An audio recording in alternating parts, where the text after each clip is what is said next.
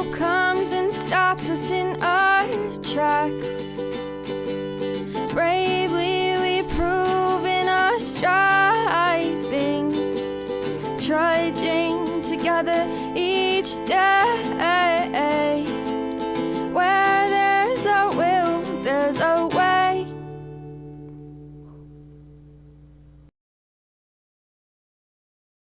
Good afternoon, everybody. Everyone, hello. Hello. I got wine and cats as usual. Good morning, Michelle, or afternoon. Good to see you. Yeah. Sunday's usually my light day, but I had a meeting with I did a little bit of work today. I'll just put it that way.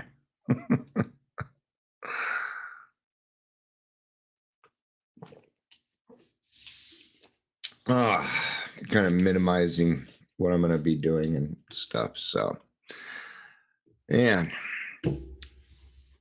so today, I'm using a topic out of As Bill Sees It, which is going to lead us to AA Comes of Age. Yeah, so I've turned my brain off, so I probably wouldn't expect anything too spectacular today. It's Sunday, man. Lazy days and Sundays, right? Lazy days and Sundays always bring me down. They don't bring me down. I'm actually in a pretty good mood. All right. So we're going to be in AA Comes of Age at 2:32. But before that, we have a little something to read. I'll get started about 3-minute mark here, about 30 more seconds.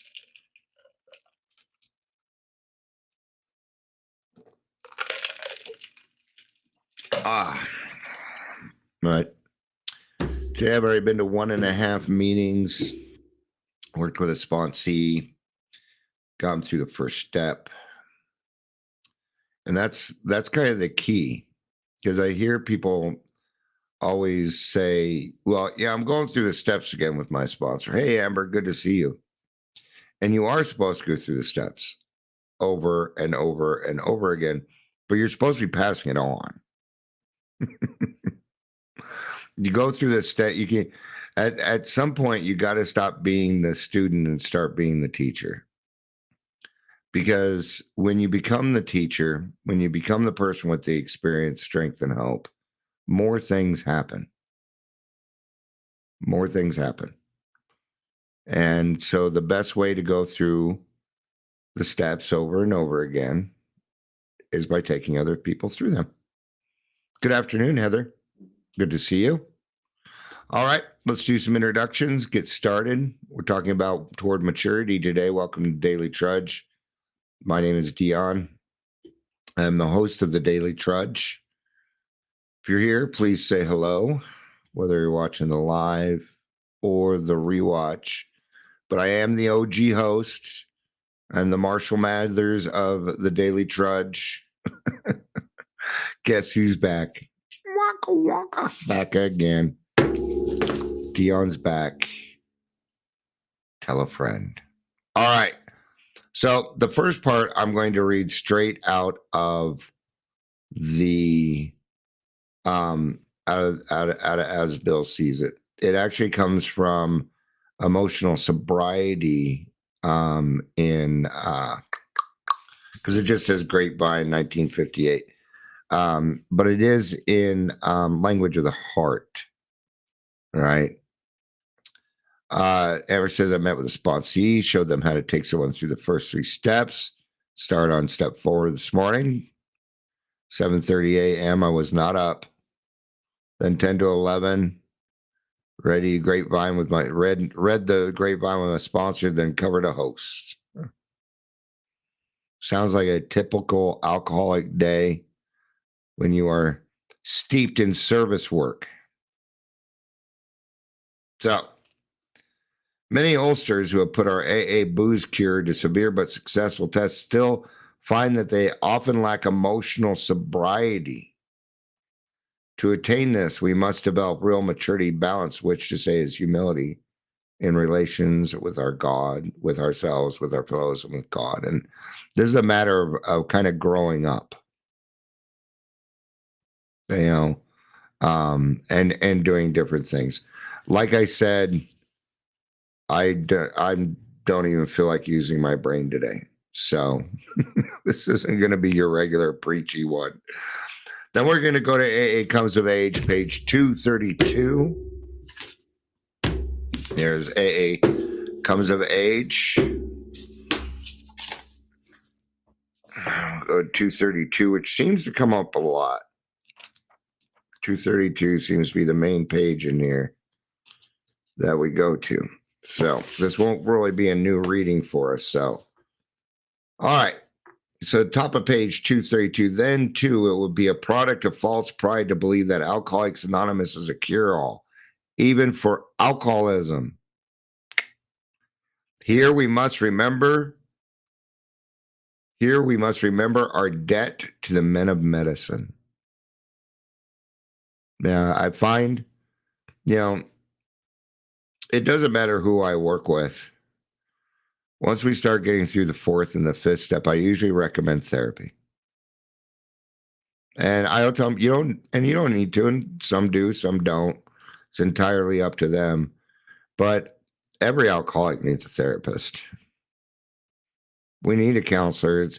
It's part of our group of closed mouth friends that we need. See, a therapist can do other things for you that, like, somebody like me can't. Actually, I kind of can, but I don't have the letters after my name anymore. And it'd be unethical of me to do something like that. Not only that, but that position, I'm a sponsor, not a counselor. I'm not a counselor in that. And so, therefore, there needs to be somebody else so that we can work in tandem together to try and give this person the best shot. But AA is not the alpha omega. There are plenty of other programs out there that do work. There's several of them. We know we lay no claim. Now AA is kind of different. We've been around for a little bit longer than most of them, except for the Oxford group. Otherwise, AA is also the largest organization in the world. Right. So and AA just sort of has its thing. AA is also the only one that has no president. Like Smart Recovery is owned by somebody. It's owned by two people. Celebrate Recovery, kind of goes after, And I'm not saying it's wrong. I'm just saying it's different. Just a little different, AA is the only program out of all those that has a 24-hour hotline, though. And that the service is 100% free. That in order to be a member, you don't have to go through hoops. The other ones you kind of gotta. So, all right. Anyway, here one must be friendly and above all open-minded toward every new development in the medical or psychiatric art that promises to be helpful to sick people. We should always be friendly to those in the fields of alcoholic research, rehabilitation, and education. This kind of gets into a sticky situation nowadays because there's so many, how many master classes? It's like everybody's doing a fucking master class. 1 in every 10 alcoholics is writing a book. Well, just fine. You don't need to sit in a circle and talk about your problems. It's not what we do, by the way. We talk about the solution. Okay. So, whereas I'm open-minded, I've also educated myself enough that I know what doesn't work.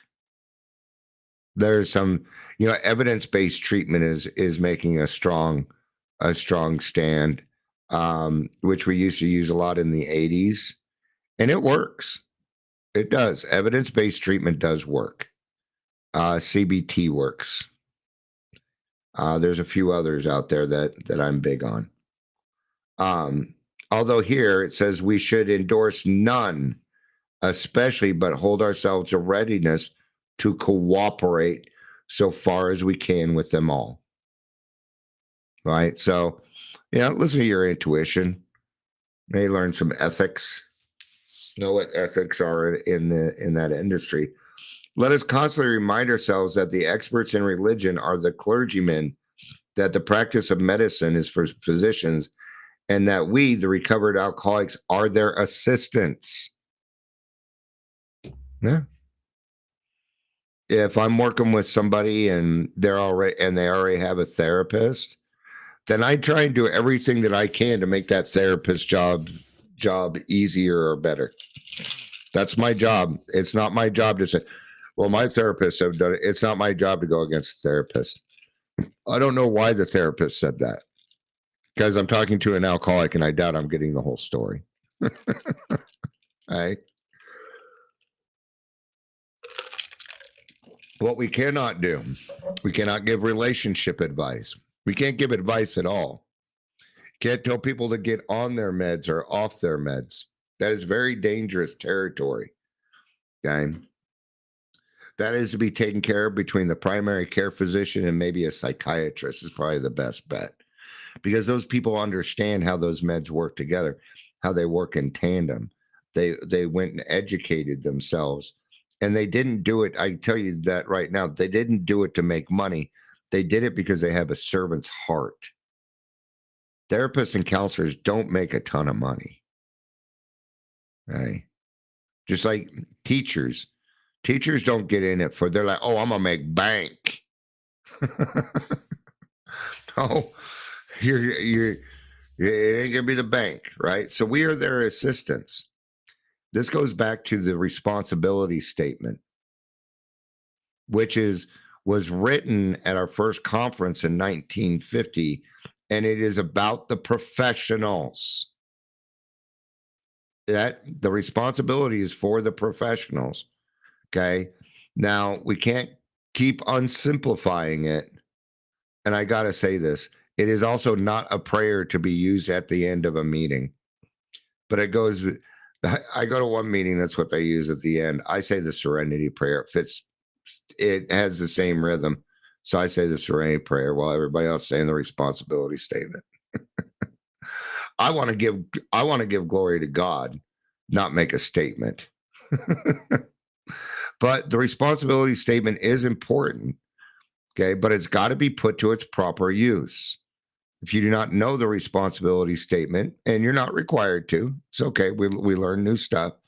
It goes, I'm responsible when anyone, anywhere reaches out for help. I want the hand of AA to be there. And for that, I am responsible. We are the assistants. We are the people that help, that make it better. Right? Yes.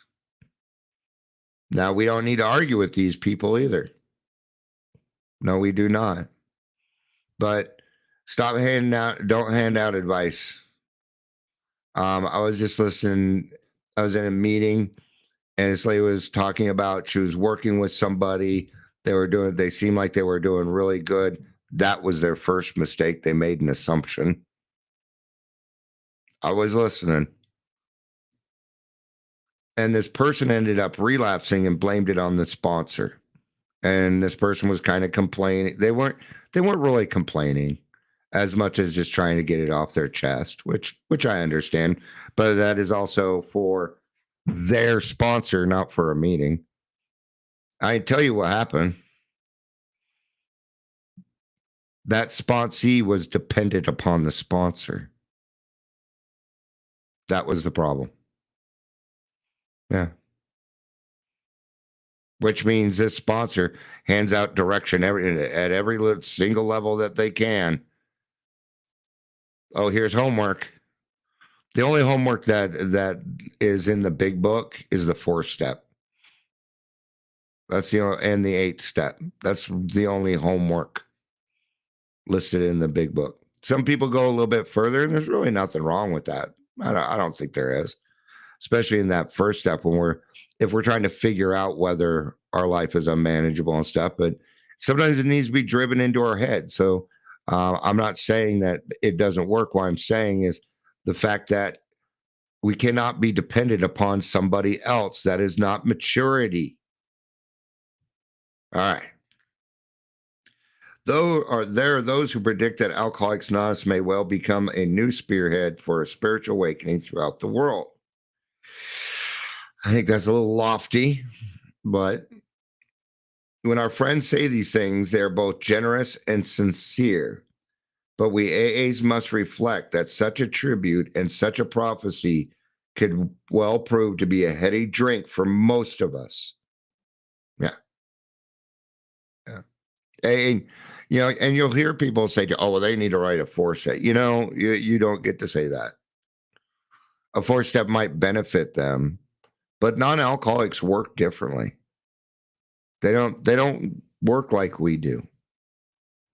So you can't assume that. Would a 4-step help them? I don't know.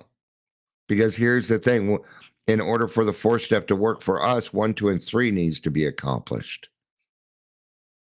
You don't just go straight to a 4-step, right? That's where, again, therapy would probably be a good thing for that person. Somebody that can help them teach them how to do goal setting and these other things. Somebody to talk to. A closed mouth friends, right? That is, if we really came to believe this to be our real purpose of AA, and if we have commenced to behave accordingly, our society, therefore, will prudently cleave to its single purpose, the carrying of the message to the alcoholic who still suffers.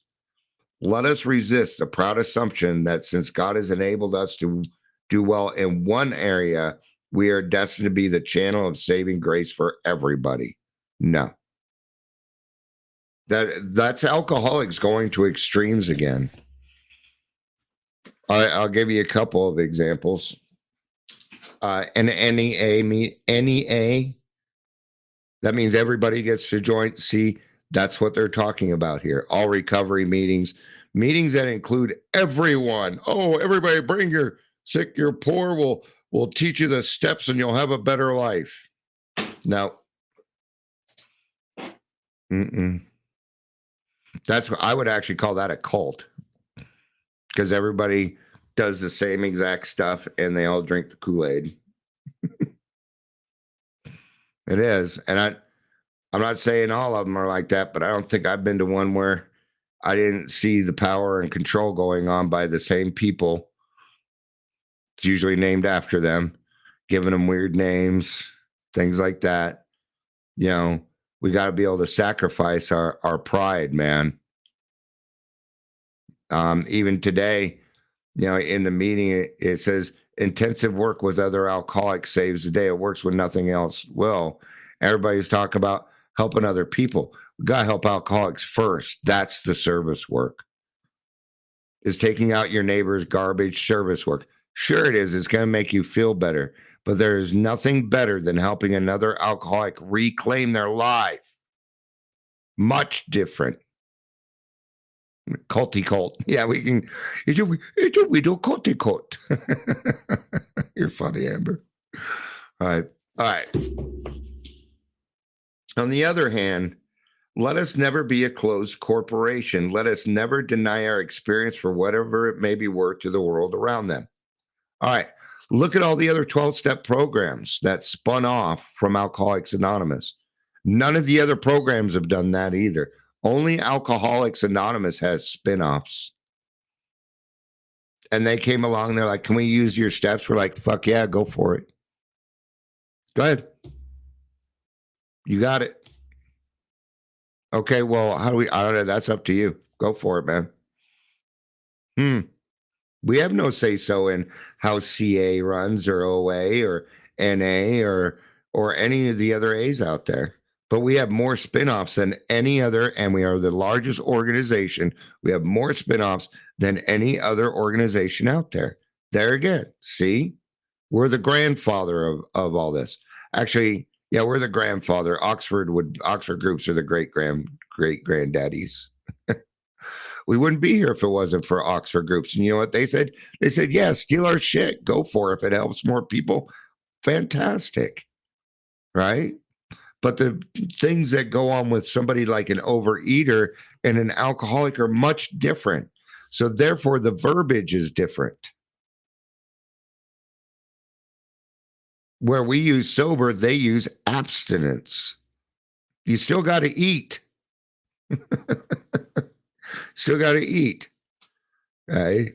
So they have to do certain things that I don't quite understand.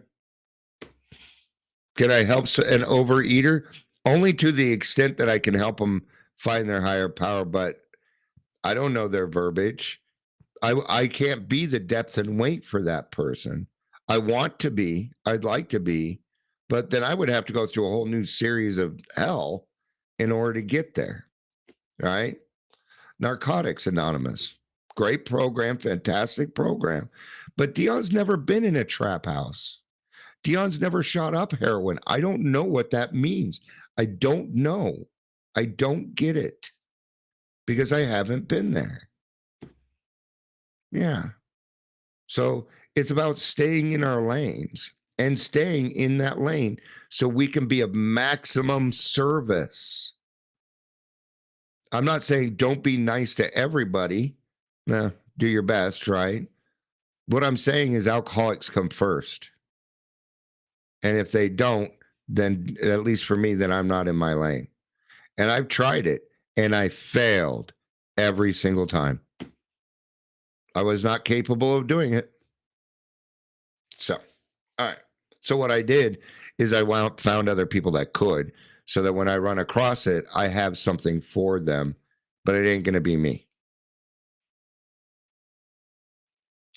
Let our individual members heed the call to every field of human endeavor. Let them carry the experience and the spirit of AA into all these affairs, for whatever good they may accomplish. For not only has God saved us from alcoholism, the world has received us back into its citizenship. And that is what we're trying to go for, to become a useful member of society again. A working member, a worker among workers, a brother and sister among brothers and sisters, where nobody gets claimed to anything because it is there for everybody to enjoy. Now, right? We don't take more than we need, so we can leave some for the rest. Right? Yet, believing in paradoxes as we do, we must still realize that the more the Society of Alcoholics Anonymous that the more the Society of Alcoholics Anonymous as such tends to its own affairs and minds its own business, the greater will be our general influence. The less will be any opposition to us, and the wider will be the circle in which our fellowship will likely to enjoy the confidence and respect of men. All right, we're going to do one more paragraph and then I'm going to kind of wrap up. Having examined the perils of pride, let's look briefly now at how anger, even so-called righteous indignation, could harm us. We got to look this up. We got to look this one up. Definition of righteous indignation. Oh, it's not going to say it out loud. Righteous indignation, a strong feeling of anger, scorn, aroused by something perceived as unjust, unworthy, or immoral, often accompanied by a sense of moral righteousness in one's indignation. Anger, moral judgment, justification.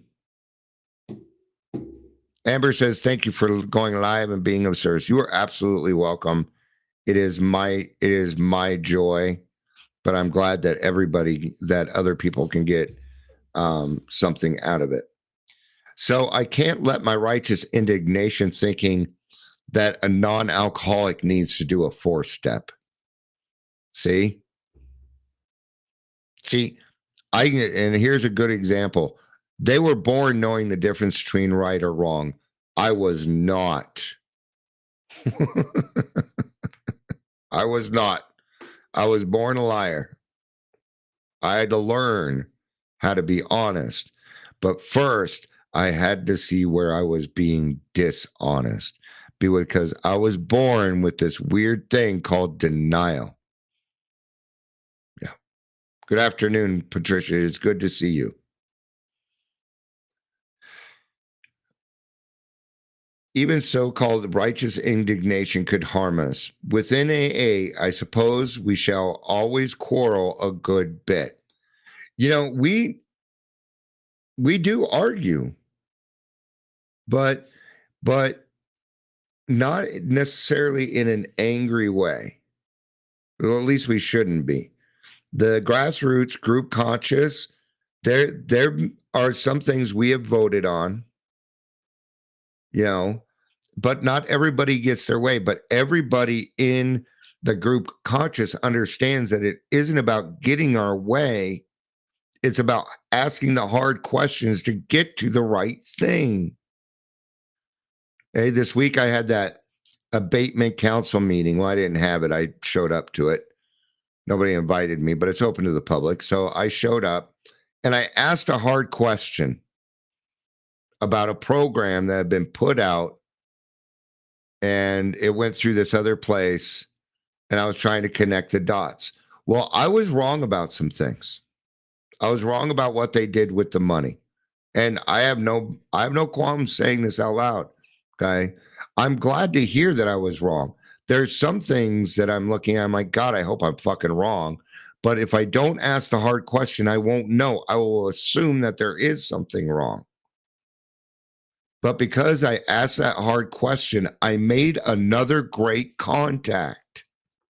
It wasn't about the argument.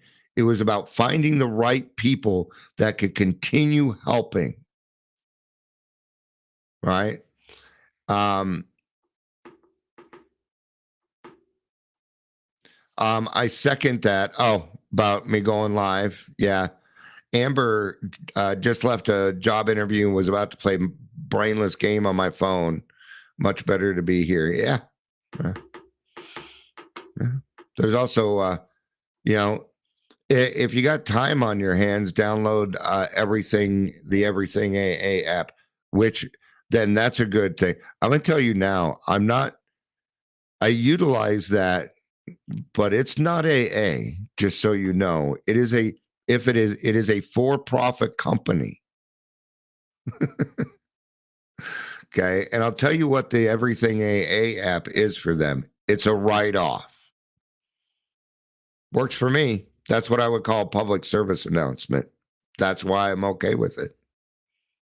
Because they're trying to benefit. I don't care that they're getting a write-off for it. Good for them, man. Thank you. I appreciate that.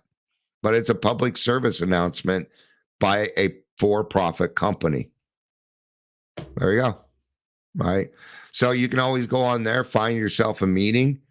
Much better to go into a meeting but I understand playing brainless games. I'm going to be playing one later today. It just helps shut off my brain. It's actually how I meditate.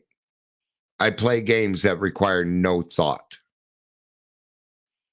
I've been playing games for so long, it doesn't really require much thought.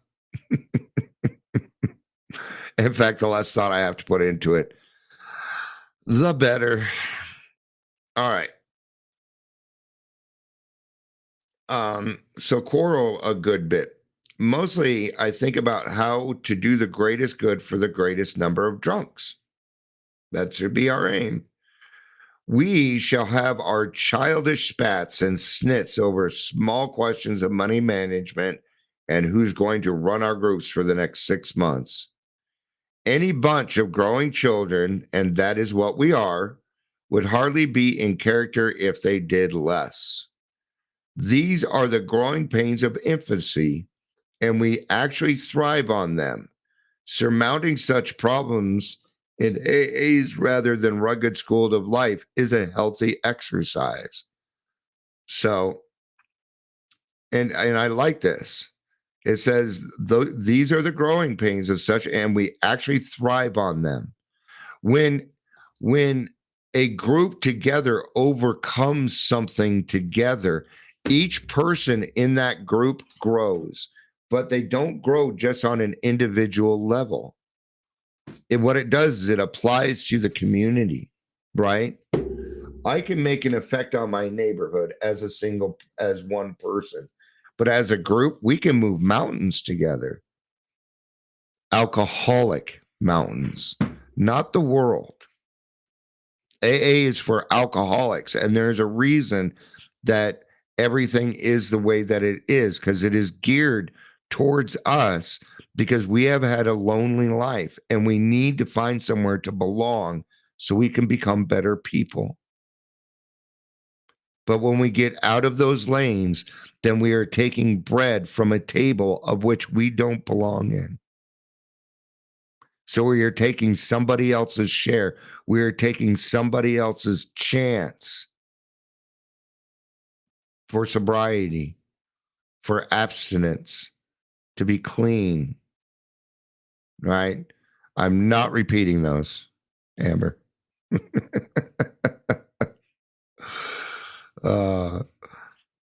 That one I'll say, just put my piercings after having to get a mammogram a few weeks ago. Feels like Amber again. Good job, including her nose ring. You can read the rest.